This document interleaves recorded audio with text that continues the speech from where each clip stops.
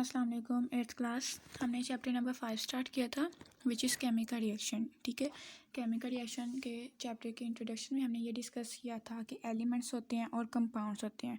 अगर तो same type के एटम आपस में कंबाइन कर रहे हैं तो वो एलिमेंट्स बना देते हैं।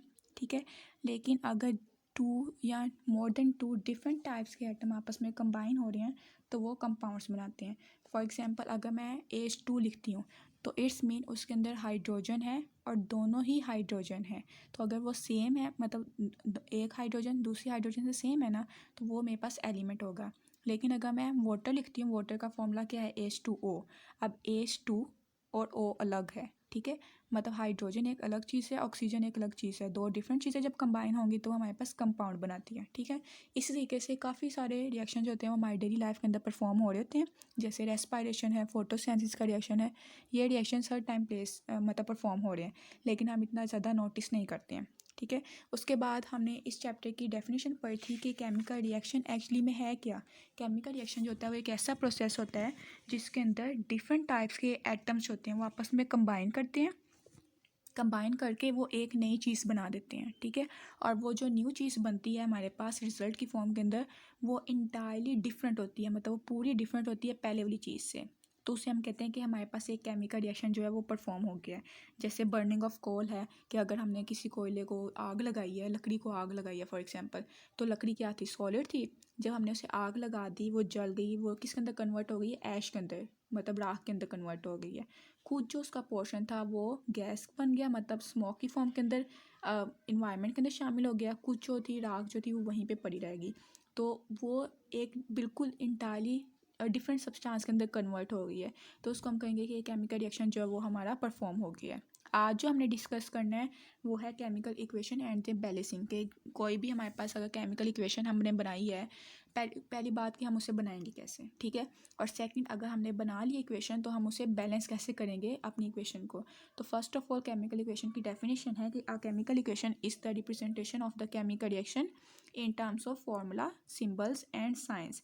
कि जब भी हम किसी केमिकल रिएक्शन को रिप्रेजेंट करते हैं उसके फॉर्मूला के ज़रिए, उसके सिंबल के ज़रिए या उसके साइंस के ज़रिए, तो उसे हम कहते हैं कि हमने एक केमिकल इक्वेशन जो है वो लिख ली है। फॉर एग्जांपल अगर मैं रिएक्शन परफॉर्म करवा रही हूँ तो उसके अंदर मैंने वाटर यूज़ किया।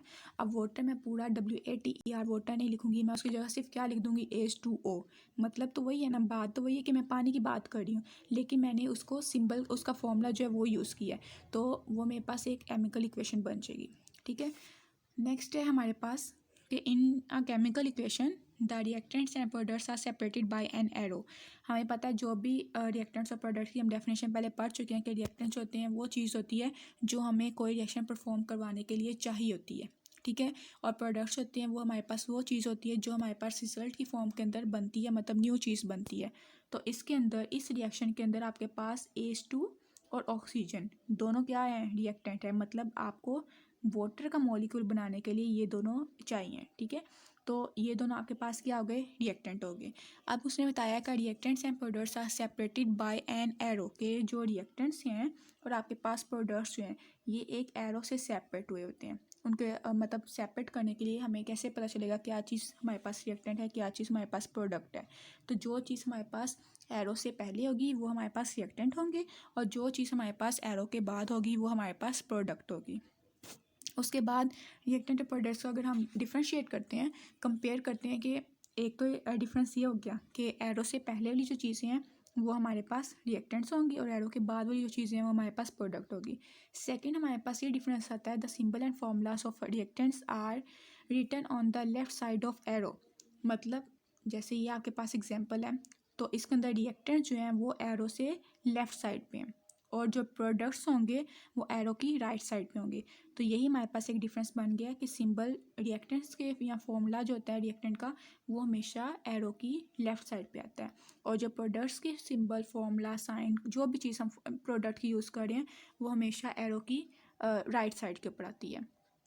उसके बाद है physical state of reactants and products are also expressed along with the formula or sign or symbols by SgAQ which stands for solid, gas and aqueous state respectively।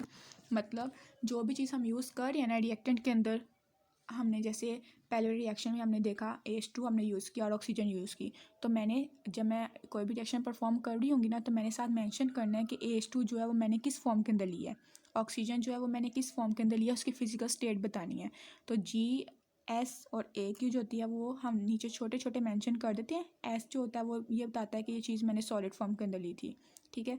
अगर किसी ने G लिखा हुआ है तो इट्स मीन कि उसने जो चीज़ यूज़ किया वो उसने गैस फॉर्म के अंदर की है, और अगर AQ लिखा हुआ है तो इट्स मीन कि वो चीज़ जो है वो लिक्विड फॉर्म के अंदर थी जब हम रिएक्शन परफॉर्म करवा रहे थे, ठीक है।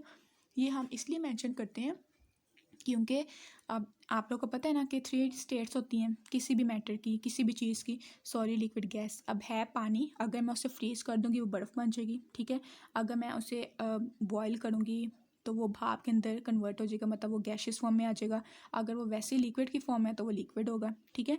तो इसीलिए जितने भी हमारे पास प्रोडक्ट्स होते हैं, जितने भी मैटर होते हैं, उनकी 3 स्टेट्स होती हैं।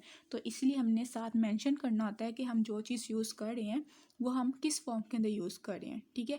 और जो हमारे पास प्रोडक्ट की फॉर्म के अंदर न्यू चीज़ बनी है वो भी हमने बतानी होती है कि अगर फॉर एग्जांपल जो पहले वाला रिएक्शन था उसके अंदर AH2 और O2 था, उन दोनों को कंबाइन किया, आपके पास बन गया AH2O। तो आपने ये बताना है कि वो AH2O जो वाटर बना है वो कौन सी फॉर्म के अंदर बना है, either it is solid, gas और एक्वस। मतलब आपने बताना है कि वो जो भी चीज़ आपके पास बन रही है रिएक्टेंट में या प्रोडक्ट में, आपने उसकी फिजिकल स्टेट भी साथ साथ मेंशन करनी होती है, ठीक है। नेक्स्ट आपके पास एग्जांपल है, जैसे सल्फ़र और ऑक्सीजन, इन दोनों को मैंने रिएक्ट करवाया, इन दोनों का केमिकल रिएक्शन परफॉर्म करवाया। रिएक्शन के प्रोडक्ट की फॉर्म के अंदर मेरे पास बनी है SO2, सल्फ़र डाइऑक्साइड गैस, ठीक है। ये जो नीचे SG और ये G लिखा हुआ है, इसका मतलब क्या है कि जो मैंने सल्फ़र लिया है ये मैंने सॉलिड फॉर्म के अंदर ली थी, जो मैंने ऑक्सीजन लिया है ये मेरे पास ऑक्सीजन गैस फॉर्म में थी, और जो मेरे पास प्रोडक्ट की फॉर्म के अंदर SO2 बनी है, सल्फ़र डाइऑक्साइड बनी है, वो भी मेरे पास गैशियस फॉर्म के अंदर बनी है।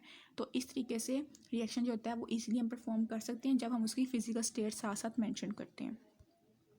उसके बाद ये आपको डिस्क्रिप्शन बताइए कि ये इक्वेशन क्या शो कर रही थी कि जो आपके पास सल्फ़र है वो सॉलिड स्टेट में थी, वेयर एस ऑक्सीजन जो थी वो कौन सी फॉर्म के अंदर थी, गैशियस फॉर्म के अंदर थी। ये आपके पास बात होगी रिएक्टेंट की। उसके बाद अगर प्रोडक्ट को देखते हैं तो प्रोडक्ट की फॉर्म के अंदर आपके पास क्या बना था, सल्फ़र डाइऑक्साइड बनी थी, मतलब SO2 बनी थी, जो कि ऑब्वियसली गैस की फॉर्म के अंदर थी। तो जो साइन होते हैं वो इंडिकेट करते हैं किसी भी रिएक्शन की फिजिकल स्टेट को, या प्रोडक्ट और जो रिएक्टेंट होते हैं उसकी फिजिकल स्टेट को मेंशन कर देते हैं कि जो भी हम चीज़ यूज़ कर रहे हैं वो हमारे पास किस फॉर्म के अंदर हमने यूज़ की थी। उसके बाद एग्जांपल नंबर 2 है the chemical reaction between zinc and sulphuric acid. अब आपने एक कैसा रिएक्शन परफॉर्म करवाना है जिंक और सल्फ्यूरिक एसिड के अंदर, ठीक है। जिंक आपने लेनी है सॉलिड फॉर्म के अंदर, सल्फ्यूरिक एसिड जो आपने लिया है वो एक्वस फॉर्म के अंदर लिया है या लिक्विड फॉर्म के अंदर लिया है, ठीक है। इन दोनों का जब आपने रिएक्शन परफॉर्म कर दिया तो प्रोडक्ट की फॉर्म के अंदर आपके पास बनेगी जिंक सल्फेट, ठीक है। ये जिंक सल्फेट जो है, एक ये आपके पास प्रोडक्ट बना, दूसरा आपके पास प्रोडक्ट बनेगा हाइड्रोजन गैस, ठीक है। अब आपने इनको भी मेंशन करना है कि जो आपके पास जिंक सल्फेट बनी है वो कौन सी फॉर्म के अंदर थी, और जो हाइड्रोजन बनी है वो कौन सी फॉर्म के अंदर है। तो जो जिंक सल्फेट होगी वो आपके पास एक्वस फॉर्म के अंदर बनेगी, और जो हाइड्रोजन होगी वो आपके पास गैशियस फॉर्म के अंदर बनेगी, ठीक है। ये आपके पास रिएक्शन है। अब देखें, मैंने पूरा जिंक नहीं लिखा, मैंने उसकी जगह क्या यूज़ कर दिया, Zn, मतलब उसका साइन यूज़ किया है, ठीक है। उसके बाद सल्फ्यूरिक एसिड पूरा मैंने इंग्लिश की फॉर्म के अंदर, स्पेलिंग फॉर्म के अंदर नहीं लिखा, मैंने उसकी जगह सिर्फ क्या लिख दिया, H2SO4, मतलब मैंने उसका फॉर्मूला यूज़ किया। तो और प्रोडक्ट में भी मैंने ऐसे किया है कि जो मेरे पास जिंक सल्फेट बना है, जो हाइड्रोजन गैस बनी है, मैंने पूरा वर्ड नहीं लिखा, मैंने सिर्फ उसके सिंबल या उसके साइन जो है वो यूज़ की हैं। तो मेरे पास ये एक पूरी केमिकल इक्वेशन बन गई है, ठीक है। अब ये जो नीचे G और AQ लिखा हुआ है, इसका मतलब ये है कि जो जिंक है वो मैंने सॉलिड फॉर्म के अंदर ली थी, जो मेरे पास सल्फ्यूरिक एसिड था वो मैंने एक्वस फॉर्म के अंदर लिया था, और जो प्रोडक्ट के अंदर मेरे पास जिंक सल्फेट बने हैं वो कौन सा बना है, एक्वस फॉर्म के अंदर बना है, ठीक है। और जो मेरे पास हाइड्रोजन बनी है वो कौन सी फॉर्म के अंदर बनी है, गैशियस फॉर्म के अंदर बनी है। तो इस तरीके से हम कोई भी रिएक्शन जो है वो इजीली परफॉर्म कर सकते हैं by using their physical states, कि हम अगर मेंशन कर रहे हैं जो चीज़ भी हम यूज़ कर रहे हैं या जो हमारे पास रिजल्ट की फॉर्म के अंदर बन रही है वो कौन सी स्टेट के अंदर है, तो हम इजीली कोई भी इक्वेशन जो है उसको अंडरस्टैंड कर सकते हैं, ठीक है। अब इस इक्वेशन में आपको पता तो चल ही गया होगा कि रिएक्टेंट क्या प्रोडक्ट क्या है। जैसे हम पहले डिफरेंस कर चुके हैं कि जो चीज़ एरो से पहले होगी या एरो की लेफ़्ट साइड पे होगी वो आपके पास प्रोडक्ट होगी, सॉरी रिएक्टेंट होगी, और जो चीज़ आपके पास एरो की राइट साइड पे या एरो के बाद होगी वो आपके पास प्रोडक्ट होगा। ठीक है, या वो आपके पास न्यू चीज़ बनी होगी, उसको हम कहते हैं कि वो हमारे पास रिजल्ट बना है या वो हमारे पास प्रोडक्ट बना है। तो इस तरीके से हम अपनी केमिकल इक्वेशंस को बनाते भी हैं और उनको रिप्रेजेंट भी करते हैं, और उनकी जो फिजिकल स्टेट्स होती है उसको भी साथ साथ बताते हैं कि जो भी चीज़ हम यूज़ कर रहे हैं वो हमने किस फॉर्म के अंदर ली थी।